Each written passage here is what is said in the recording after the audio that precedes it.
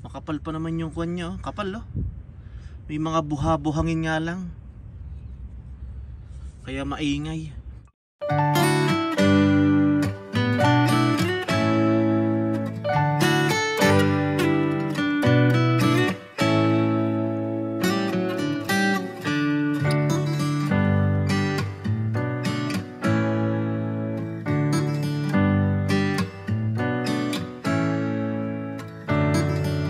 Yun nagbabalik na naman ulit tayo, no? Kung saan ho kayo naruroon ay magandang umaga, magandang tanghali at magandang gabi sa inyong lahat, ano? Ay siya, kumusta ho kayo? Sana ho kayo ayos lang diyan, ano? At kung nasa ang sulok ho kayo ng mundo, ay mag-iingat ho kayo lagi diyan, ano ha? Ay siya, ating hinaan ho ang ating buses at natutulog pa ho si Utoy at ang mahal na Reyna. Ay ngayon ho, pupunta ho tayo sa aking kumpare. At parating na ho ang winter ay magkaka-maintenance ho tayo. Mag-undercoat ho tayo ng sasakyan, ano?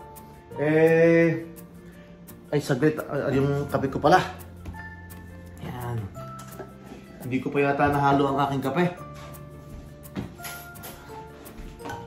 Yan, nagtimpla na ho ako ng kape.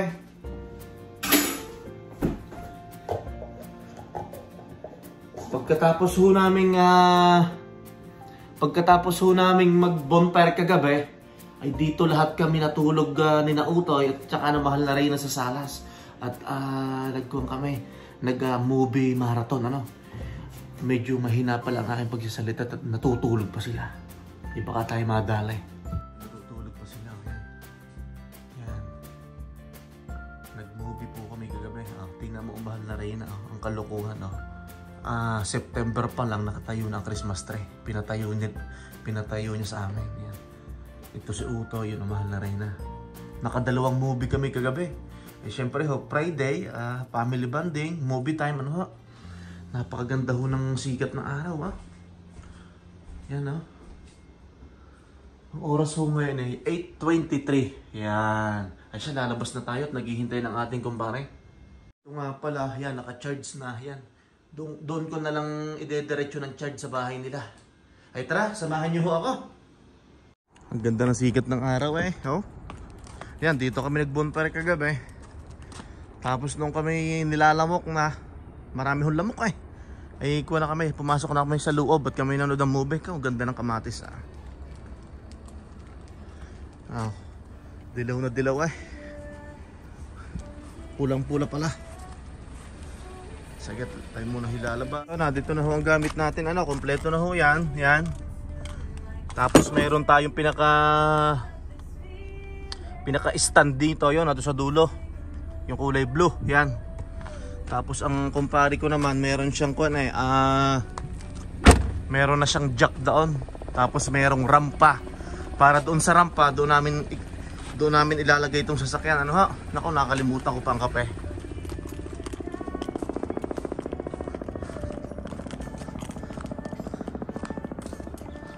Ganda ho ng sikat ng araw. Pasensya na ho, magulo ang bahay.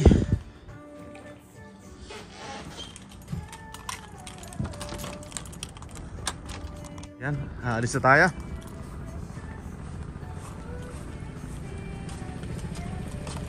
The way na ho tayo, Dapat kasama ko si Utoy. At gusto nga matuto ng bata, hindi ko na ginising at natutulog pa. Nakakaawa naman. Naku, inabot pa ng stoplight.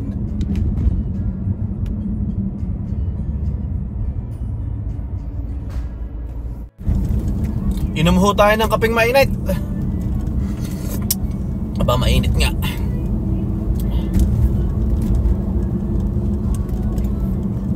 Ito ho ngayon ang itsura ho ng Edmonton, Alberta. Masayang araw ho ng Sabado sa inyong lahat,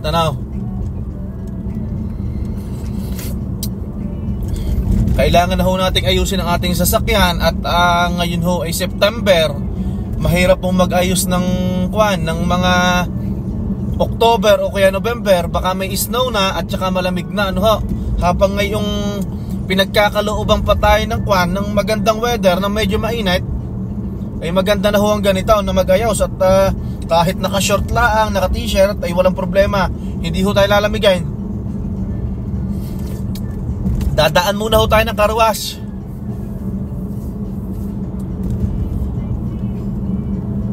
At kailangan ko hong isprayan ng ilalim.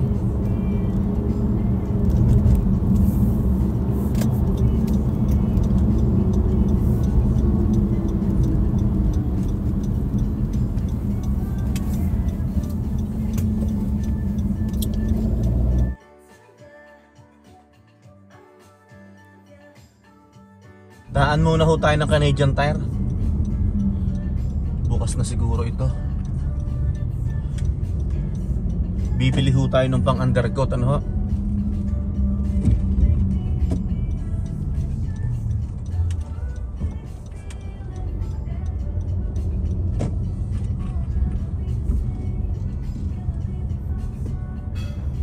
Bukas na yata. Sarado pa yan. Bukas na siguro.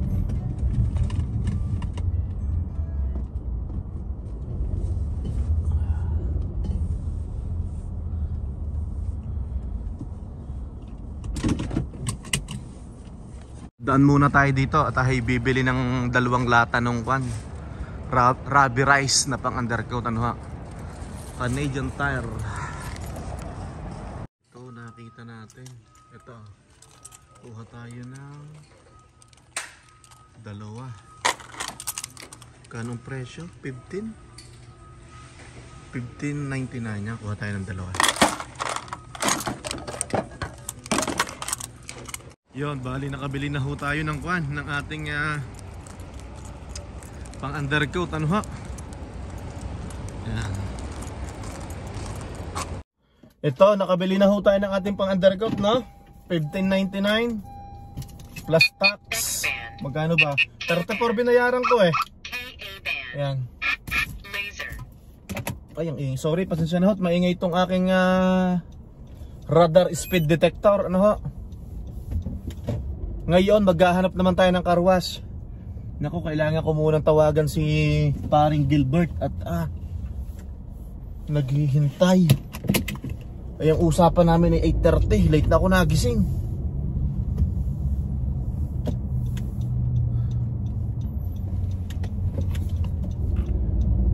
Ano nga ba movie ang pinanood namin kagabi? Ano, dalawa yun eh. The Deliverance ba yun? Dalawa yun eh. Tapos ang isa pa, sigaw ng sigaw ang mahal na Reyna, kaya naman.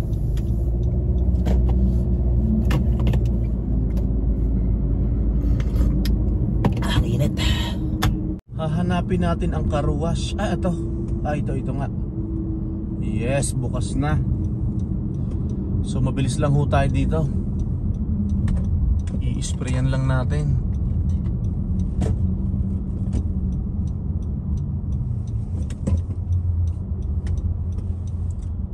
Ano ba to? Exit? Ito, exit eh.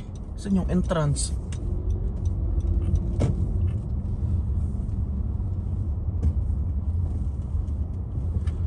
Saan yung entrance? Wash bay, entrance. Yun. Ito. Kailangan natin mag car wash. Yun.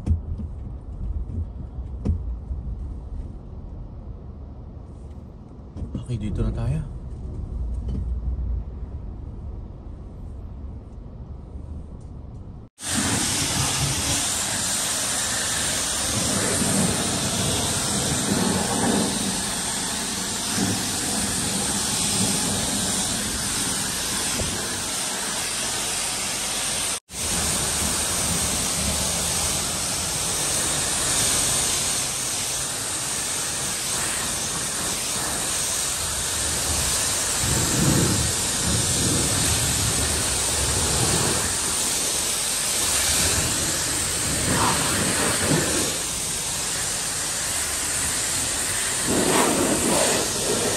Bali, tapos na ho tayo mag-carwash, no?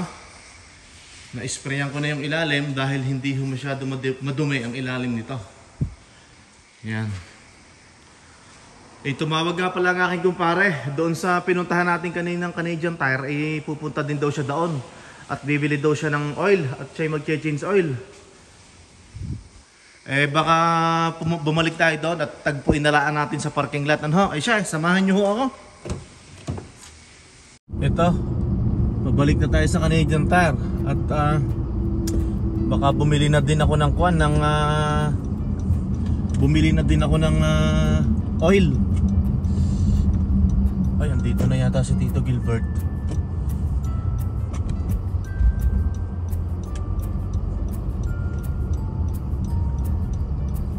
%40 pa ang aking oil, pero pwede na ako mag-change oil, tingin ko.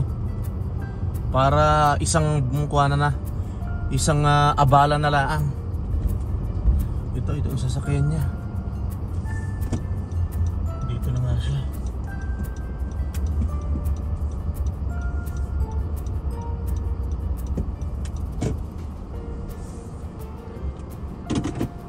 Nakabili na ho tayo ng langis. Yung langis ng aking sasakyan ay CW20. Tapos bumili tayo ng filter. Ano ha? I-share ko kung magkano ang ating binayaran. $58. Yan, $58. Magkano langis? Parang 34 yata. Tapos ito ay $18. Bali yung takbo, yung aking sasakyan ay kuwan na lang 40% pero 35%, pero i-change oil na din natin para isang kalasan na lang, isang taasan. Ang sasakyan ng Tito Gilbert, SRT. Hindi nga halata, ano. Ayan, okay. Kinabitan niya to ng sticker eh. Yan. Nakita kami dito sa Canadian Tire. Change oil. Nang sasakyan. Libre to eh. Kanya pala, sa van mo yan, yung van. Sa van lang. Ano, magkita mo tayo sa bahay mo? Oo. Tapos malinis na? Oo, okay na yan. Mas malinis nga to kaysa truck eh. Kasi yung wala truck, masyadong wala masyadong putik. Sigurado ka, pre, hindi pa naka-undercut to? Hindi pa. Itataas natin. Ay, hindi pa nga. Hindi pa na-undercoat. Hindi pa. I-drive test mo nga pare. Muna saglit. Iikot mo, tamot. Medyo natunog ang preno. Nandito ba? Yon, bali, papunta na ho tayo sa bahay ni Tito Gilbert. At check upin ko din ho ang brake. Baka may alikabok lang o mga nalagyan ng buhangin. Kasi pag pe-press ko ng brake, minsan natunog. Bubuksan namin at aming lilinisin. Dahil sa binuksan ko to nung nakaraan, makapal pa naman. Kaso hindi ko tinanggal yung pinaka-caliper ng preno. Sinilip ko lang. At nagmamadali kami ni Utoy eh. Yung si Utoy ang pinagbukas ko.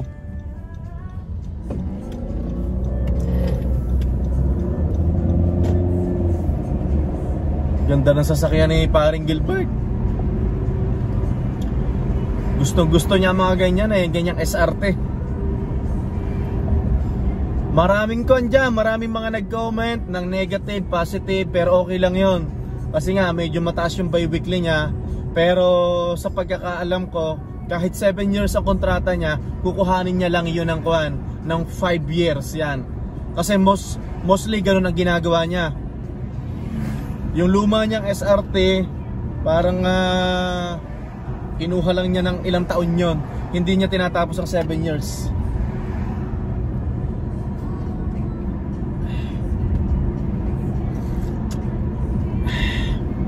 Siyempre ho dito, pag kumuha ka ng car financing, kahit nakakontract siya ng 7 years, mas mainam na mahulugan mo siya ng maiksing panahon, ng gawin mong 4 or 5. Ganun ho din man ang gagawin ko dito sa sasakyan na to.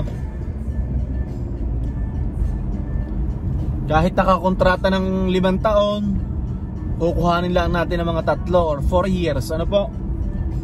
Pero syempre, depende ho kung may extra tayong pera, kung may extra kayong pera, ano. Pero yun lang po yung masasuggest ko, no? Para ho makamura tayo. Kahit 7 years ang binigay sa inyong kontrata to pay, para makamura, bawasan nyo ho yung taon. Mag-advance ho kayo ng hulog, or pag yung kaya nyo ng i-fully paid or i-pay, ano ba ang tawag doon? I-pay off, i-cash out, pay off nga ba ang tawag doon? Yan, nandito na tayo Sabi ng ni paring Gilbert ko, baka umalis ulit kami at bibili daw ng pang tent. At magti-tent kami. Naku, saan kaya makapag-parking din eh?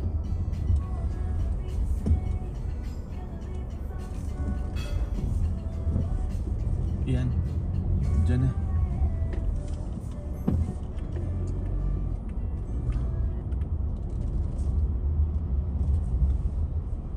Paatras? Okay.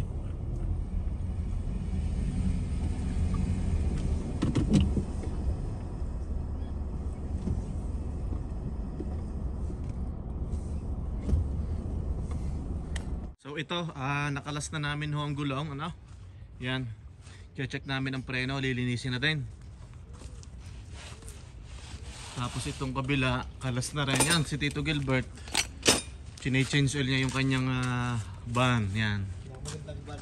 Laki ng pakinabang niya rito, oh. Sa van na yan. Bawing-bawi na yan, pre. Bawing-bawi na. Alam niyo kung magkano bili dito? Sabihin ka ba, pre? 1,000. Yan, 1,000. 1,000 yung pinagawa, 1,000 yung bili niya. Tapos ang pinagawa mo lang, fuel injector, di ba? Bumili lang akong fuel pump, pre. Gumastos lang ako ng $68. Fuel pump. Sabi ko ba, fuel injector. Fuel pump pala. Yan. Kasi nasira rin yung fuel pump niya. Ito. So kakalasin ko na itong mga caliper, pre, no? Kasi ito lang naman ang maingay eh, kaliwa eh. Ito na lang muna kaya, ang kalasin ko. Sige nga. Tignan natin kung ano yung pads mo talaga. Sige. Eto, bali, nilinisan na namin siya, no? Hindi ko lang nabidyuhan kanina. Makapal pa naman yung kwan niya, oh. Kapal, oh. May mga buha-buhangin nga lang. Kaya maingay. Hindi naman siya totally maingay. Kwan lang, may time na parang may tumutunog. Hindi naman masakit sa pandinig. Ayoko lang nung nagmamaneho tayo, may mga nadidinig tayo na minsan pag-aapa ka meron, minsan wala naman. So mga buha-buhangin lang siguro yan. Kalawang na. Kung sa bagay, 2017 eh, no? 2017 pa to. Ilang years na. Yon, bale tapos na ho kaming kwan. Linisin tong preno. Okay na. Tapos ngayon, ang itinuturo sa akin ng Tito Gilbert, yan, nilalagyan niya ng alcohol. Tapos undercoat na namin. Tapos nakapag-change oil na din ako. Yan. Ito, so tamang-tama na to sa parating hong winter. Talaga hong kwan, mas makakamura tayo pag marunong tayo. Ay kaso hindi ako marunong. May tumutulong lang sa akin, yan. Kasi pag sa mga dealership, mahal talaga eh, no? Kasi pag mga kasa, kahit change oil, palit ng brake pad. Tapos ngayon mag-undercoat na ho tayo. Ito, bagong change oil na yan. Tapos na-reset ko na yung kwan, yung sa dapat i-reset doon sa change oil. Linis na rin ang brake. Tapos undercoat na lang, yan. Mabilis silang undercoat, siguro 20 minutes, no? Yung ilalim pa, pre, titignan natin. Kakain muna tayo? Kain muna tayo. Sige. Itong gilid lang na muna na expose, yun muna tirahin natin. Okay, yan. Mag-i-spray na si Tito Gilbert. Para tayo may matutunan, lalo na ako. Yan, ina-undercoat na. Ganito ho ang ginagawa niya sa kanyang trabaho. Kaso malalaking truck. Hindi ganitong kotse. Yan. Mga ilang taon yan, Tito Gilbert? Matagal-tagal to, pre. Ang tagal-tagal. Sa bagay, bihira ako din naman. Normally talaga, ano talaga, pagka naka-undercoat, yun na yun. Yun na yun, tapos papatungan na lang kung ano. Sa bagay, bihira ako naman gamitin to. Palitan ng dalawang sasakyan. Lalo ka na, sasakyan mo, dalawa rin, di ba?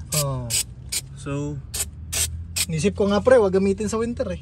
Yung Durango. Ay, kailangan mo pa ng isang pangharabas. Dapat yung mga may binebentang kotse na tigwa 1.5, di ba? Mga jackpot ulit ng tigi 1,000, pre.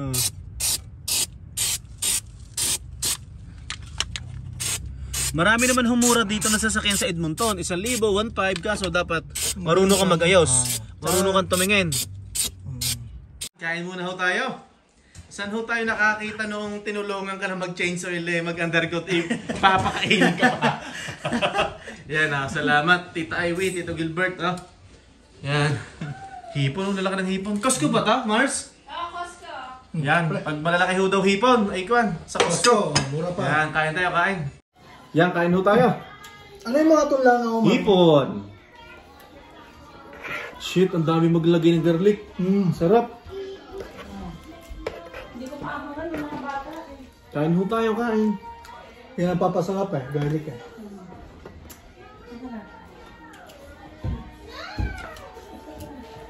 With matching oil to pre. Oo nga, no? Hindi yung Yeah, yung change oil nyo. Yun Kasi nagkakamay tayo Ilang yun? Ang Pagpatibay ng sikmura. yung i-undercoat na lang yung kwan. Chassis na lang, ilalim. Ilan na lang, yung gilid ng So rampa na lang gagamitin, rampa. frame, yung gilid ng Si frame. Thunder, di mo undercoat? Magtatagal yun kasi matitibay yung bakal nun 2003 yan, di ba? Oo. Taka pala natin. Marami tayong undercoat Hindi, tsaka kung pre, pag ganun mga modelo, luma, matitibay Yeah. Kaysa yung mga modelo ngayon, no? Sabi nga nung katrabaho ko. Antay mo na lang yung mahati yung body niya sa'yo. Kasi kinakalawang na kasi yung ilalim mo. Bali na undercoat na ho namin, ano? Hindi na lang ako nakapag-video kanina ng maayos at ang hirap ho mag-video at naiipit ang aking tiyan dito sa ilalim. Ito, bali itim na ho yan, Yan.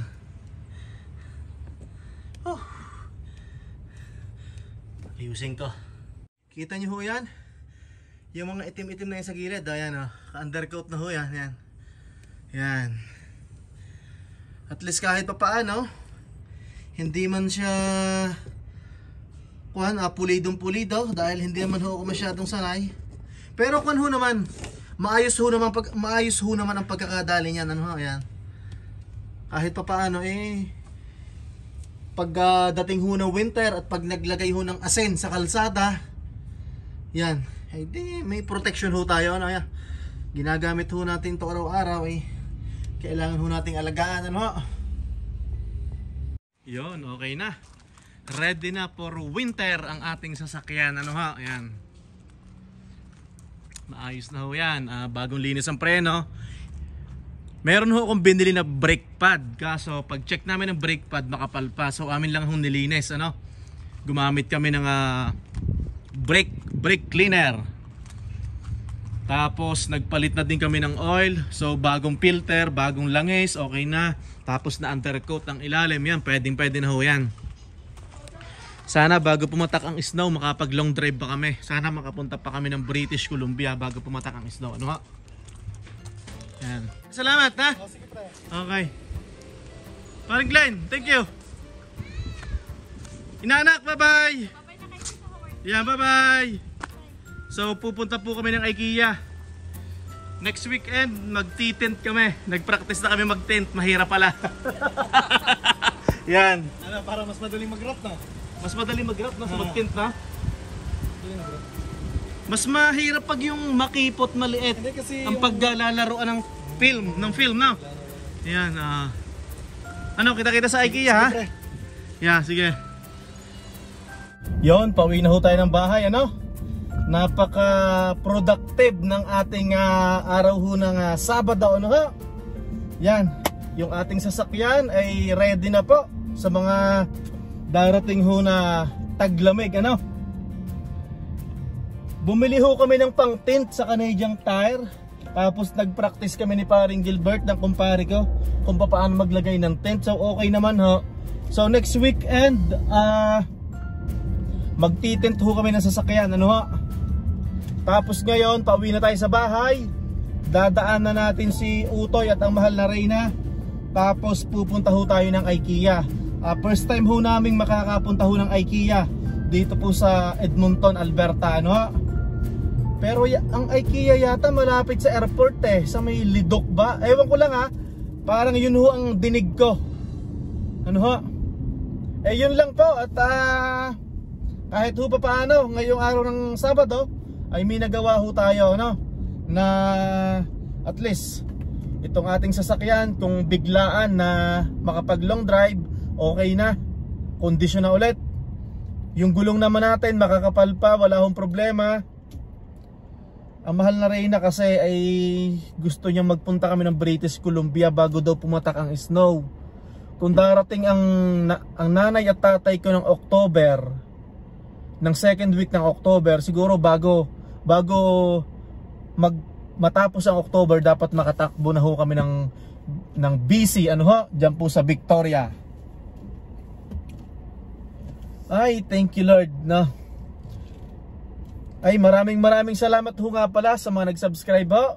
At doon po sa hindi pa, ay baka ho naman,